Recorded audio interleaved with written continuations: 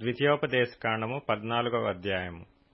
మీరు మీ దేవుడైన యెహోవాకు బిడ్డలు గనుక చనిపోయిన వాడెవనిని బట్టి మిమ్మును మీరు కోసుకొనకూడదు. మీ కనుబొమ్మల మధ్య బోడి చేసుకొనకూడదు. ఏలయనగా నీ దేవుడైన యెహోవాకు నీవు ప్రతిష్ఠిత జనము. మరియు యెహోవా భూమి మీదనున్న సమస్త జనములలో విశేషముగా తనకు స్వకీయ జనమగునట్లు నిన్ను ఏర్పరచుకొనెను. నీవు హేయమైనదేదియూ తినకూడదు. మీరు తినదగిన జంతువులు ఏవేవనగా ఎద్దు, గొర్రెపిల్ల, మేకపిల్ల, దుప్పి, ఎర్ర చిన్న జింక, దుప్పి, కారు మేక, కారు జింక, లేడి, కొండగొర్రె అనునవే. జంతువులలో 2 డెక్కలు గలదై నెమరువేయు జంతువును తినవచ్చును. నెమరువేయు వాటిలోనిదే కాని 2 డెక్కలు గల వాటిలోనిదే గాని నెమరువేసి ఒంటి డెక్క గల ఒంటె, కుందేలు, పొట్టి కుందేలు అను వాటిని తినకూడదు. అవి మీకు హేయములు. మరియు పంది 2 డెక్కలు గలదైనను నెమరువేయదు గనుక అది మీకు హేయము. వాటి మాంసము తినకూడదు. వాటి కళేబరములను ముట్టకూడదు. నీట నివసించు వాటన్నిటిలో మీరు వేటిని తినవచ్చుననగా రెక్కలు పొలుసులు గల వాటినన్నిటినీ తినవచ్చును. రెక్కలు పొలుసులు లేని దానిని మీరు తినకూడదు. అది మీకు హేయము. పవిత్రమైన ప్రతి పక్షిని మీరు తినవచ్చును.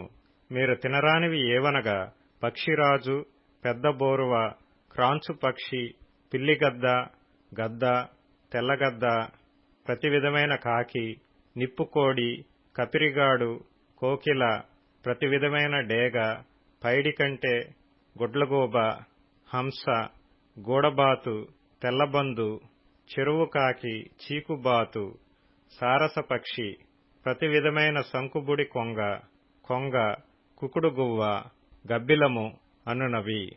ఎగురు ప్రతి పురుగు మీకు హేయము. వాటిని తినకూడదు.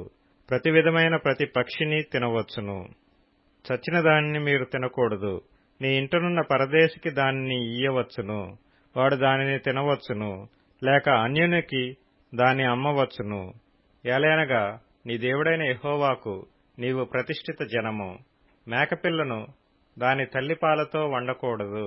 ప్రతి సంవత్సరమున నీ విత్తనముల పంటలో 10వ భాగమును అవశ్యముగా వేరుపరచవలెను. నీ దినములన్నిటిలో నీ దేవుడైన యెహోవాకు నీవు భయపడ నేర్చుకొనున్నట్లు నీ దేవుడైన యెహోవా తన నామమునకు నివాస స్థానముగా ఏర్పరచుకొను స్థలమున ఆయన సన్నిధిని నీ పంటలో గాని, నీ ద్రాక్షారసములో గాని, నీ నూనెలో గాని 10వ వంతును నీ పశువులలో గాని, గొర్రె మేకలలో గాని తొలిచూలు వాటిని తినవలెను.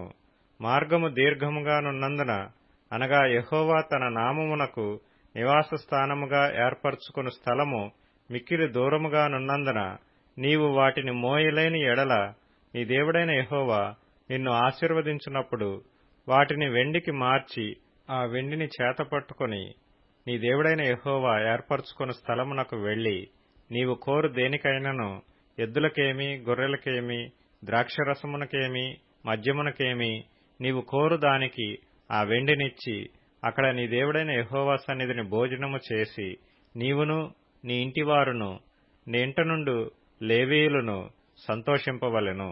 లేవీయులను విడవకూడదు. నీ మధ్యను వారికి పాలైనను స్వాస్థ్యమైనను లేదు.